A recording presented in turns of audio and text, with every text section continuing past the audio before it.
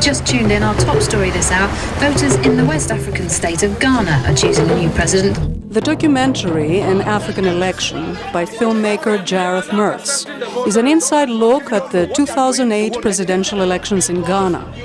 For 3 months, Mertz follows the candidates of the two main political parties and he profiles their struggle for power. The stakes are high for the people of Ghana. Many suffer from extreme poverty and hope their candidate will change their lives, like this Ghanaian farmer. So before the country became better and everybody enjoys health, education and food. Ghanaians in large numbers go to the polls. Ghanaians do not talk in general, talk about who they're going to vote for. It's secret. They call it the power of the thumb. The results are disputed. Allegations of stolen ballots and vote rigging excite passions and people threaten to take to the streets. The military stands by ready to quell an uprising. For a while, no one knows what will happen. And yes, live ammunition, people shooting around us. But Ghanaians remain calm, and order prevails. Mertz says his documentary shows that democracy is as strong as its electorate and can take hold if it is nourished. We don't know really about Africa. We talk about it in a romantic sense, but America's it. In the Bar Mixtape, 1967-1975, Swedish filmmaker Göran Olsson presents the Black Power movement in America from a Swedish point of view. He uses archive footage of iconic African-American activists of the period, shot by Swedish reporters. Speaking in Stockholm, Stokely Carmichael, a Black Power activist, criticizes Dr. Martin Luther King Jr. for advocating nonviolence and integration. He only made one fallacious assumption. In order for nonviolence to work, your opponent must have a conscience. The United States has none. Accused of being an accomplice to murder, Angela Davis, then a black radical, talks to a Swedish reporter from prison about racism and raising a fist against social oppression. You ask me, whether I approve of violence. I mean, that just doesn't make any sense at all. Whether I approve of guns. I grew up in Birmingham, Alabama. Some very, very good friends of mine were killed by bombs that were planted by racists.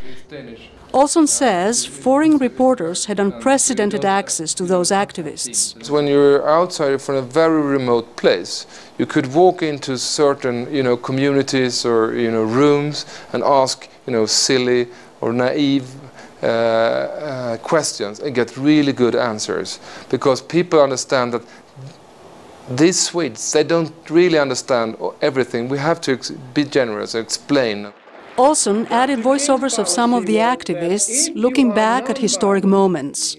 Harry Belafonte is one of them. He spoke to us about the Black Bar Mixtape. To have been selected by my colleagues and others to see this film that we've worked so hard on is a reward that's quite overwhelming. Olsson says his film is still relevant. I think what we learned from the Black Power movement, and this resonates today and to every ethnic group or minority or gender or whatever, everybody knows that you're entitled to your rights, and you're not supposed to sit down and wait for someone to come along and give you your rights. Family Portrait in Black and White, directed by Ukrainian filmmaker Julia Ivanova, is a dark film about racism in Ukraine. The story focuses on a Ukrainian family with 20 children. Many are mixed race. Olga Nenya, it means mother in Ukraine, is their foster parent.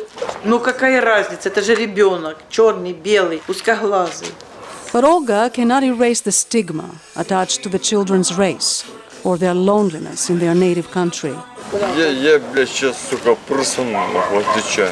Their parents are Ukrainian girls and students mostly from Africa who come to study.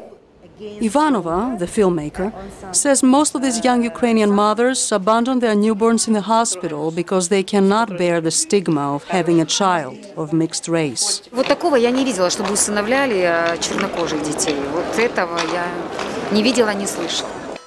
Despite the stigma, these children have dreams and aspirations. Some make it to college. Не выучится, хоп, работы нет. Ну, может, найдет где-то какую-то физическую работу, но без образования куда сложно.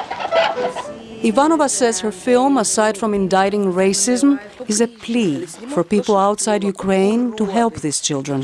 At 18, they will leave the house of their foster mother and they will become biracial citizens of the country that doesn't look at them as equals. Like the other documentaries, Family Portrait in black and white is about an underdog who perseveres and survives.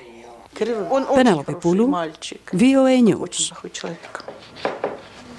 Вчора він мені обіцяв нагороду, сьогодні діти пишуть нагороду, я ж не пишу. Но у меня время. Знаешь, откуда у тебя был папа? А мама? Нет.